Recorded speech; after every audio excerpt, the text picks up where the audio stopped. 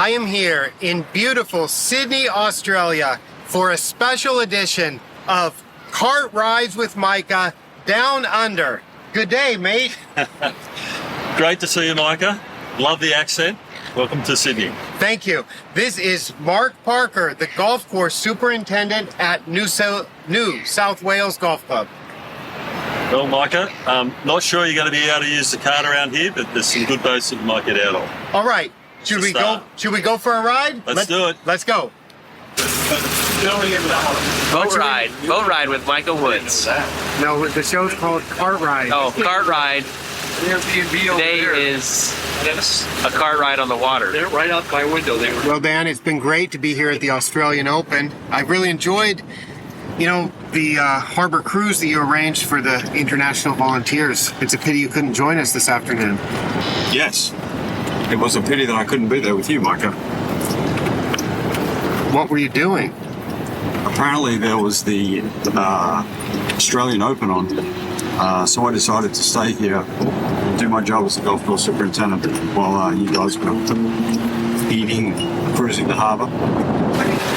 Andrew, welcome to Cart Rides again. It's great to have you on the show. Thanks. I'm so happy to be here. How's your week going, Micah? Yeah, my week's going good. I really enjoy the chance to be in Sydney helping out my friend Dan Cook at the Australian Open. And I learn so much when I'm working at golf tournaments. It's really nice out there, huh? It is nice. I've been on the back nine all morning, pretty much every day, and I haven't seen you. What are you doing out there? Well, I've been taking some measurements on the first 9 greens. Okay. How's that going? Yeah, tournament speed. Okay. In centimeters or inches? We're not going to go there. Okay. Tournament speed. This interview's over. Yeah, I'm happy to be here, but I think I'm going to leave the cart ride time to somebody else, and I'm just going to relax here in the back of the boat. I don't blame you. Please enjoy the cart ride. Thank you. Tony, you volunteer at events sometimes, don't you? Like this year, 2 tournaments? This is 2 tournaments in 2023. And why do you do that? Is it to make money? Is it to help your friends to learn? It's not about the money. It's to help friends learn and network.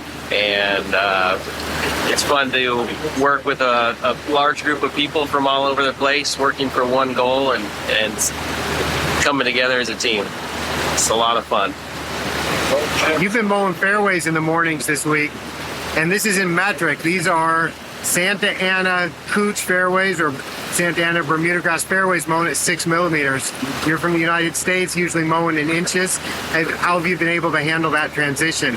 Yeah, it's been great. 6 millimeters. I like the metric system. The metric system's great. I also think the imperial system's great as well. And the adjustment it's been a learning experience. Sometimes I got to get my phone out and Google conversion rates from millimeters to inches.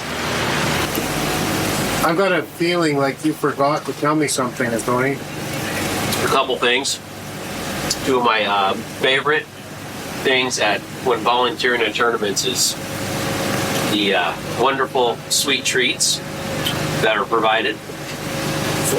The other really fun thing is doing really important tasks on the golf course when you're really tired, like 3 hours of sleep, maybe. And I saw you came out of retirement this week to do some greens mowing. When's the last time you mowed greens? Before this week? About a decade ago? Probably about 9 years ago was the last time I freaky mowed greens. Wow. And then you got on greens at a major tournament. Like riding a bike. Wow. On no sleep. On no sleep. But with sugar. This is a group of volunteers who I had such a fun time working with this week. From left to right, we have Helen Oliver from Western Australia, Susanna Oliveira from South Australia, originally from Portugal, right? Yes, correct. And we have T. Mason from Western Australia, and Kim Kennedy from Victoria. So we have different states of Australia represented here. You're here volunteering as part of the ASTMA Women in Turf Program initiative. Can you tell me a little bit about that? So the Women in Turf initiatives started in June of 2022, and they have a number of programs that have started up. There's a mentoring program. There's also another initiative where we are able to go and have these experiences like this week. So you don't necessarily have to be experienced in the field that they're sending you to. It gives you experience at other sporting turf fields, so you can go to racetracks, cricket fields, footy fields. We're all here for the golf Or non-sporting or fields. non-sporting fields as well, Like like myself. Yeah. So T, you said you work I for... work for a council, the City of Coburn in Perth. Okay, so that's maintaining turf Ovals and general everyday parks that people go. Yeah. parks, roadsides, Yes. and sporting grounds for the community. Yes, that's correct. And have you worked in golf before? I've played golf. I've never worked at a golf course in my life. Is this week the first week? Yes, it is. Wow. What's that been like? Personally, I find it exciting because I'm working with these three young women here who are actually exciting to work with because they're so experienced in what they're doing, and I think they're all going to go a long way. It's really nice for me because at my age group, I've struggled to find work in different fields, and by that I mean from a load of different jobs, and I've had to really swallow my pride and do other jobs because I wasn't accepted. But now it's exciting to see these young girls do what they're doing. Dan, I've told you that one of the reasons why I'm here is I wanted to learn about Australian greenkeeping. And I was really impressed when I got here to see these conditions that are produced by your crew of, what is it, 20 people, 22 people? How many? It is 22 people, Mike, and I think you're right. You would not have learned anything from me but my two assistants, my lead assistant, Shane George, and my other first assistant, Marlon Johnson, followed by our two foremen, Vince DiMarzo and Josh Pressland, and our team's backed up by our course admin, Becca Cody. Without those people, this won't be possible, wouldn't be possible. Shane George, Assistant Superintendent here at the Australian Golf Club. Welcome to the Cart Rides with Micah show. Thank you. We'll do it inside our work shed. Yes, because there's play for the final round of the Australian Open going on right now. It's been so great working with you this week, and you've actually been in charge of the first 9, where I've also been working, so we've got a chance to work together every morning and afternoon. Pretty much so. I've learnt a lot of terminologies. Freakies, hot chili, double chili. Yeah, it's been great. Yeah, code words that we're not going to give the translation. We're not going to give the code book for that. It's been interesting how there's so many international volunteers here.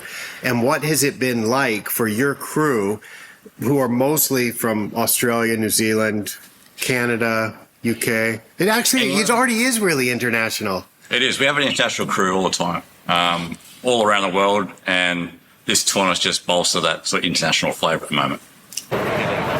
Choice, bro. The course was in great condition this week. Good on you, mate. Well done, cuzzy. So thank you so much, Shane. Yeah, thank you so much, Shane. It's been great working on achieving tournament speed with you. Thank you. It's been my pleasure, and I've learnt a lot. Thank you. Well, cheers. Cheers. Dr. Bob Wolverton, you're one of the very rare, maybe the only currently in the world, PhD, who's a practicing golf course superintendent. Correct.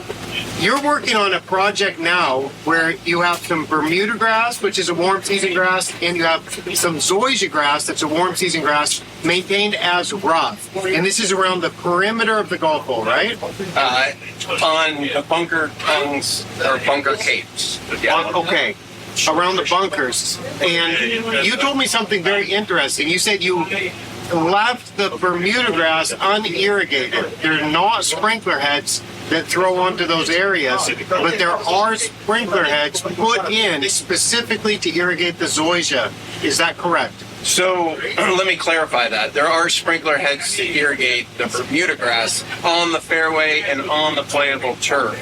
But the edge Bermuda grass that is to be maintained as a blend-in rough area is not irrigated.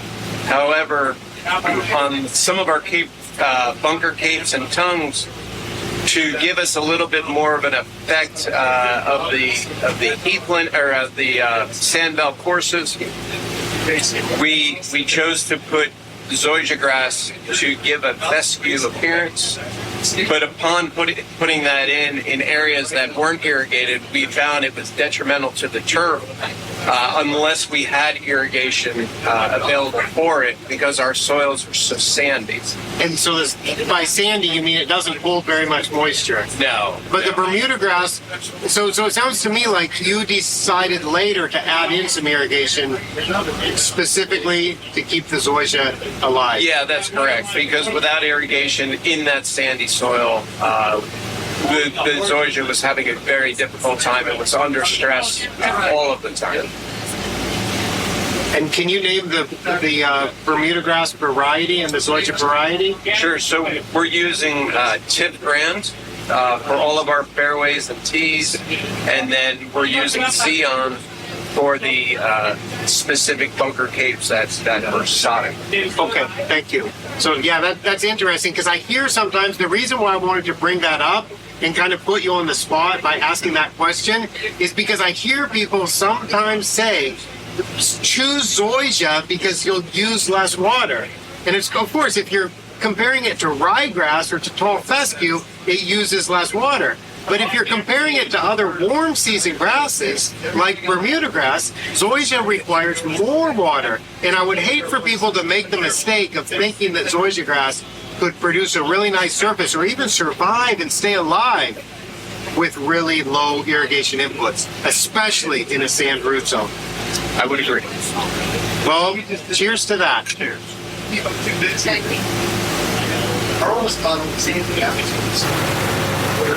This is some boat ride. What's it like to live in a city like this, Mark? It's pretty special. The biggest problem is actually getting out here. So it's fantastic that we've had these great guests that have dragged me out, and it makes for a fantastic day. Now, you're the superintendent at New South Wales Golf Club, which is a spectacular club here. Alistair Mackenzie Design. Can you tell us a bit about the course and its maintenance? Yes, Mackenzie did do the original design. It had some modifications during the war, so it's not a pure Mackenzie design, which is unfortunate, but just reality in the world. World War II came around and they acquired some of the land, which meant some of the routing had to change. But it's just in a magnificent location, surrounded by National Park and on the edge of Botany Bay, which gives it its brilliant views. And how many staff do you have there maintaining the course, and what grasses are planted on the course? Yeah.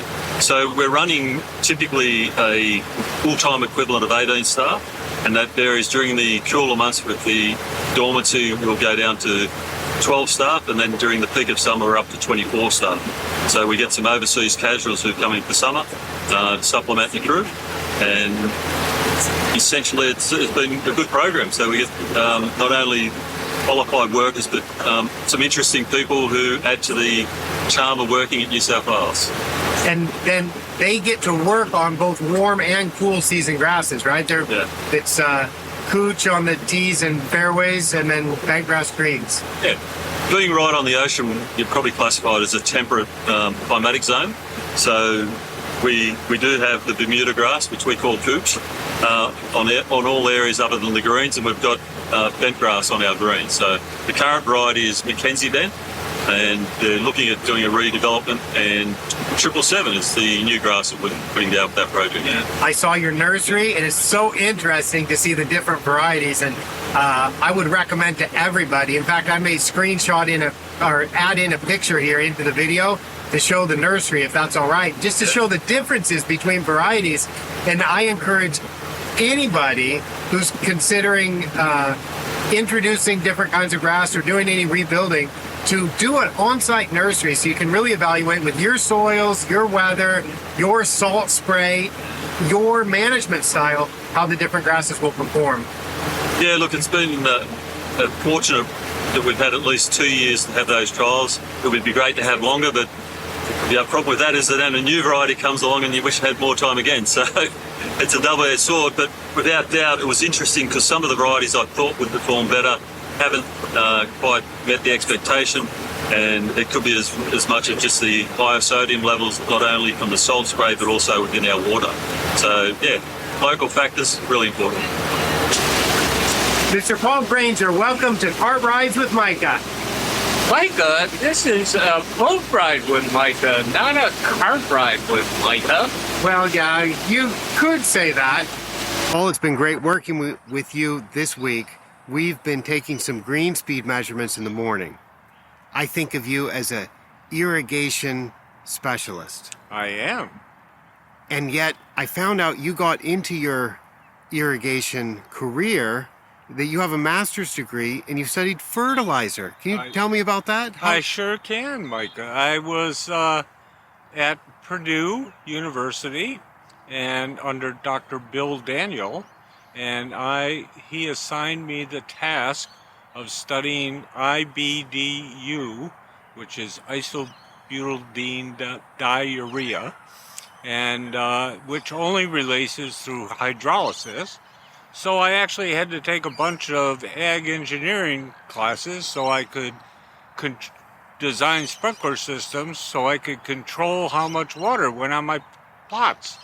And I just kind of never left that end of the business. Well, that's really cool because for my PhD research, I was studying about soil testing and nutrient availability. And then to find out that we have the same type of graduate school experience where you were studying fertilizer also, that was very interesting. Yeah, and we've had fun discussing that this week. We sure have. Yeah, I'll ask you a tough question. What's it been like working with Micah Woods here? Maybe you know me as the host of the Cart Rides with Micah series. I do. And fortunately for me, I've gotten to see Micah every year for many years now at the Masters tournament, and we've enjoyed our time together always, but this was a special week with Micah and a cart ride with Micah. Yeah, and we've been taking some measurements and trying to do some calculations, mental math, and I've honestly made a few mistakes that you've corrected me on, so I appreciate that. Thank you so much. No, so it's been a collaborative team of math, and we've had fun doing it. Another thing we talked about was salinity and how that relates to growth, because here they're measuring the clipping volume, how much the grass grows above ground, and we talked about organic matter in the soil, how much there is and how it might change, and you said, hey, Micah, the salinity is going to have a big effect on that, isn't it? And yes, it's like you were quizzing me. I was quizzing you because it didn't sound like it was being considered in the test evaluations that were being conducted. So we found in most of our irrigation systems that we do that salinity is a major issue, especially down in the south, and especially in places where we are using RO water or reverse osmosis water, because it either takes out too much of the nutrients or it's not blended back in perfectly. So we found at those places that the organic matter changes depending on the amount of salinity in the water. So as you and I have been discussing all week, I actually believe that you should be testing your water once a month over a period of time, maybe a couple years, so that you can see what the trend is in your water during certain months of the year. And it's not a very expensive venture, it's just time consuming. But, say like in the U.S., a water test costs about $30. If you do it once a month, it's a $360 hit on your budget. For most clubs, $360 isn't that big a deal in their budget.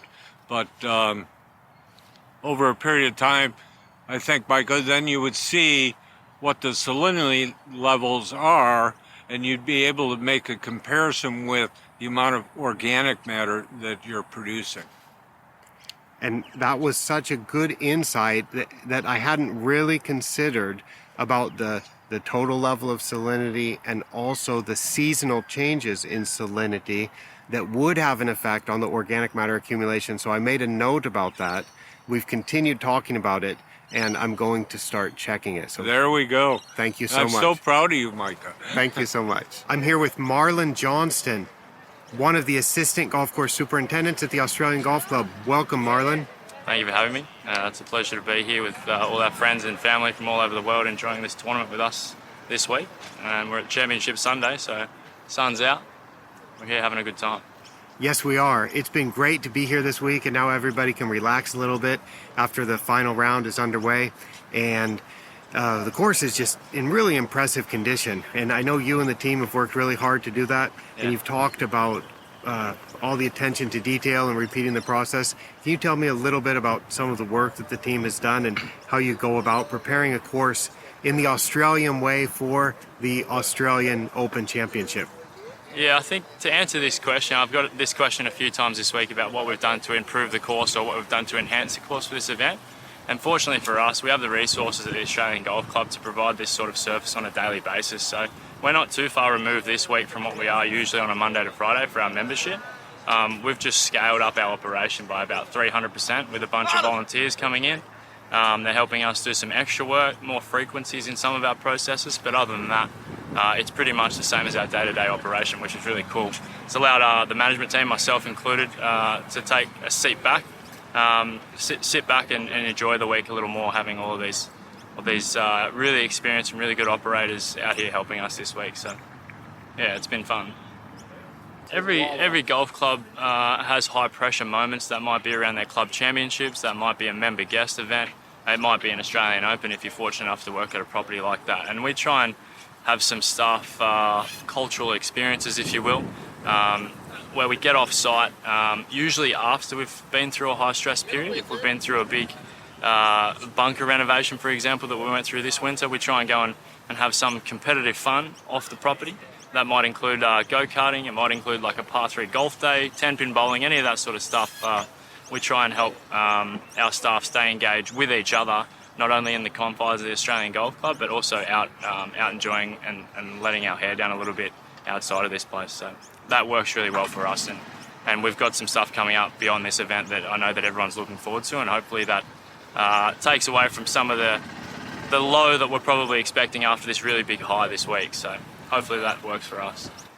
Yeah, I think, again, we're not too far removed from our operation Monday to Friday. We've just stayed really organised, and I hope that was displayed all week. There's been some long days and some long nights, but we stay really organised and really process focused, and then we get to enjoy this week with all of our friends and family that have come around to support us in this. And we've got guests from the United States, we've got guests out of Asia, we've got guests from around the corner, and we've got guests from all over our country as well. So hopefully we've displayed our typical organisation just in a bigger scale. I think this program shows girls out there that working in the turf industry's sort of got a stigma that it's a men-only business, and giving us the opportunity to put us out there doing this with the boys, it shows that anyone can do it. And so we should be all working together is what I'm trying to say. We should be. And speaking of working together, what type of jobs were you doing at the tournament this week? So I was doing front 9 bunkers every day, starting 3 o'clock in the morning to a shift till 8 o'clock in the morning. Then we have a break through the day, and then we start again at 4 o'clock through to 8:30, 9:30 at night. I did a little bit of everything. I was mowing the approaches mainly in the morning, and then in the afternoon I stemmed some greens, I hand mowed greens, and I did some bunkers as well. So very, very good. And I did bunkers, and fairway divots. So those, Which is an exciting part of it, you know. you know, if it's your first time working on a golf course, Yes. those are really good jobs to do because you get to go around the property and Plus, you're chilling out going down the fairway with all your co-workers that you haven't met before. yeah, those are. I used to work on bunkers, and we'd have trivia contests in the bunkers because you're just smoothing out the sand and talking and having great conversations. I spent the mornings cutting greens on the back. So, for those of you cutting greens, did you keep track of your step count with a watch or other kind of device? Well, I actually ran out of battery in my watch, so because we spent here the whole time, so I couldn't keep count. Sorry. We're already into the 13th hour and it's only 3 o'clock, so. Yeah, I'll do this again in a second just to see the progress of what these young ladies have been doing. Oh, wow. Yeah, so that's what is fun with golf tournaments. We get to meet a lot of people, and sometimes it's old friends, it's people we've worked with before, or people that we've known before. We also get to meet a lot of new friends and colleagues, people we can learn from. People who are passionate in the industry. A lot of things they might be saying are Such over a your head, shame. but you can take a few small things in. You can take things in. You're obviously not going to take it all in, but it's nice being around it and seeing people having discussions that they love what they're doing. Yeah. I was just going to mention that Susanna and I actually worked the President's Cup back in 2019 together at Royal Melbourne. And so that's where we first met. And we have been so excited just to stay together this week. It's been so fun. But yeah, just like conversations that I've had with Susanna this week, she's been in the industry, how long? 11 years now. Yeah, and just to have like that experience and be able to gain so much knowledge and confidence from her in this week alone has been like, I'm so grateful and appreciative of this experience. Well, that's great. Yeah, that's great. I'm so glad that you get to do this and that we can all work together. And I've had a great time getting to meet you and work with you this week. So thank you. Thank you, Mike. Thank you. What was it like to volunteer at the Australian Golf Club this week? It was one of the great experiences of my life, my greenkeeping life. The crew were rock stars. Especially me. Meeting guys like Bob Wolverton, catching up with Paul Granger again, the tours of the Royal Sydney Golf Club, the work, the 3 a.m. starts, the 3 a.m. coffees, hanging out and learning from Micah Woods while we were stimping greens together. They were highlights. One of the great weeks of my greenkeeping career. This Australian Open, the Australian under Dan Cook. Dan, I've really noticed the bunkers, they stand out. I was watching TV on Thursday, and the commentators described the rain that fell on Wednesday as biblical, which was a lot of rain in a short time. What kept the bunkers from washing? They stayed just like this. Well, we're very lucky to have completed a bunker renovation and installed matrix and a liner for our bunkers, and the performance is incredible. 20 millimeters of rain in a very short period, and not a grain of sand was out of place, so we're really happy with the matrix bunker liner. Where can people get that, Dan? matrixbunkers.com. Mr. John Doyle, Simplot Company, product development, right? That's what you do now? Correct. And you told me that you grew up on a golf course in Nebraska. I did in southeastern Nebraska. My dad, my uncle, purchased a quarter of a section of land, which was a dairy farm. And my dad got the wild idea to build a golf course and used the dairy barn as the clubhouse and the log fairway house as the pro shop, and built the golf course. And so that was your start, and then you went to University of Nebraska, and then you got a master's degree, and you worked in turf a little bit, and now you're working in product development, which is developing like the Simplot products that we use. Name some of the common ones. Sure, it's the specialty product line, which includes products that have more utility for primarily golf courses. Products like Ambient Plus is a good example. It's a pigment to enhance turf color. We've got Extreme Green, which is a straight up ferrous sulfate heptahydrate, very soluble iron source. Does that have manganese in it? Help me clarify this. Can I get Extreme Green in 2 types? Yeah, absolutely. You can get Extreme Green 20, which is a 20% iron, and a 16, which is 16 iron, 4% manganese. Is there any reason why I should ever use the one without the manganese? Well, we actually, the customers, there's a few that want to use it. Actually, there's some that use it as moss control, believe it, but algae control. So, but most customers like the iron manganese, and I've always been a fan of a 4-to-1 ratio of iron to manganese. It's a good balance, and it does give really deep color. And what we find is that at lower rates of the iron manganese product gives you better results, or as good a result as the higher rates of the straight irons. Oh, nice. It sounds very cost effective. It is. Satoshi, how's Australia? 街どうですか？めっちゃいい。グローバル。グローバル。いろんな国の人そうですか。がおるイメージ。そうですか。コースはどうですか？コースは、いや、コンディション、多分、ちょうどいい時期、その芝の、ものすごく緑で。ね、バンカーは白いでしょ？白い。あなたの仕事は何ですか？朝はグリーン周りのアプローチを刈り込み。夕方はバンカー鳴らし。グリーン周りは6ミリ。ありがとうございます。オーストラリアの食べ物はどうですか？グッド。ちょっと、日本人からしたら重い。ありがとうございます。You have volunteered at a lot of golf tournaments? I do.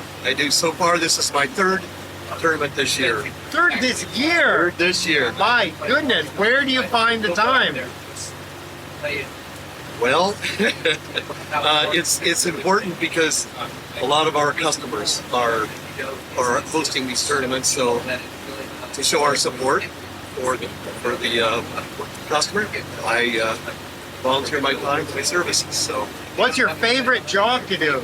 This tournament, I was doing fairway mowing, and I love to mow fairways. Now I'm going to ask you the same question that I asked the Coney Kinnear, who's been mowing fairways also.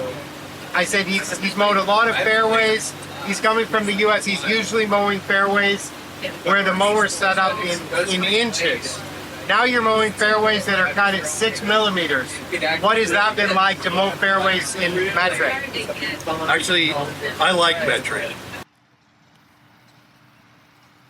Hi, Micah. That's a wrap. And what's one of your favorite things about golf tournaments? All the new friends that we get to make from around the world. Hey, John, what's your favorite job at golf tournaments? Well, I certainly enjoyed mowing fairways, but like Akoni said, meeting all the people at this tournament was fantastic from around the world. Give us a speech. Give us a speech. There are big ships, there are small ships. There are ships that sail the sea. There's no ship like a friendship. So here's to you and me. I don't know why we went for that. Oh, wow. Yeah, I don't know why we did that. I wasn't expecting that. Dr. Bob Wolverton, welcome to Cart Rides with Micah. Hey. Yeah, so Bob, we've worked at the Masters together for many years. That's how I met you. And when I found out you were doing a PhD in entomology, I thought that was really interesting. You've just finished that. What insect pest were you studying? So I was studying roadgrass mealybug, Antonina graminis, in turf systems, specifically on putting green surfaces. And what does that look like? So what it looks like, the mealybug itself, the adult, looks like a tiny grain of sand. And so the insect itself crawls in between the leaf sheath of the plant and the stem and the leaf sheath, embeds itself there as a crawler, and then becomes sessile for the rest of its life, and proceeds to suck the plant juices out of the xylem, and basically leads to eventual death of the plant. Oh, so it does kill. It doesn't just thin the grass, it will kill it too. It can kill it, yeah, depending on the amount of stress that the plants are under and basically the amount of carbohydrates that the plants can store up. So the damage is much, much more prevalent on greens than it would be on a higher cut turf such as a rough or, even a fairway height. Most often, damage from Rhodes grass mealybug gets attributed to some other type of pathogen issue, pathogen disease, or even abiotic stress. And it can also look very, very similar to nematode damage. And so what you'll see is a very thinning, obscure pattern of thinning turf, older leaves dying more frequently than the newer leaves, but just a very general mortality of the grass plant, to the point where you'll start to see the actual stolons emerge out of a stand of turf, and then you'll start to see little white balls. Yes, once you have them, the turf is already in a condition where it's going to be very difficult to pick up.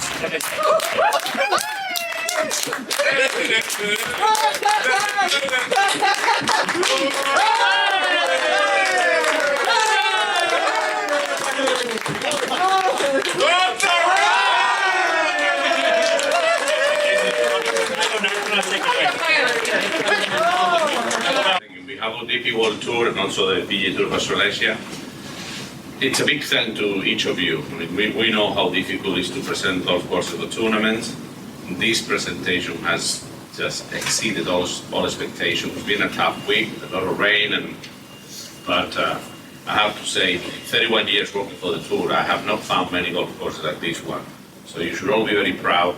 Thanks to all the volunteers also that have been coming to help, because without them this is not possible. The level of presentation has been absolutely extraordinary.